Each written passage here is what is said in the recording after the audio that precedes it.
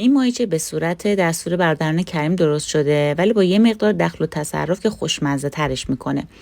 فقط کافیه که 2 دونه پیاز خیلی بزرگ و خلالی خوردش کنید، داخل روغن بریزید و بهش فلفل و زردچوبه اضافه بکنید. یه تفت کوچیک کافیه در حدی که عطر ادویه‌ها بلند بشه. بعد ماهیچه ها رو بهش اضافه میکنیم و با حرارت بالا 2 طرفش رو سرخ میکنیم. وقتی که یه طرفش سرخ شد اونا رو برمیگردونیم و چند حبه سیر بهش اضافه میکنیم و بعد 3 یا 4 تا پیاز بزرگ و خلالی خورد میکنیم و کامل روی ماهیچه ها رو با پیاز میپوشونیم. یه بطه سیرم از وسط نصف میکنیم و میذاریم داخلش.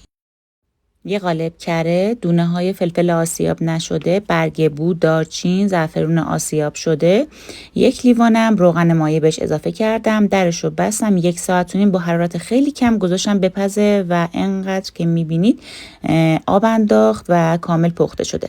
توی این مرحله بهش چاشنیش اضافه کردم، نمک و گرد قوره، آب قوره و بازم زعفران بهش زدم و دوباره 2 ساعت دیگه با در بسته گذاشتم که بپزه.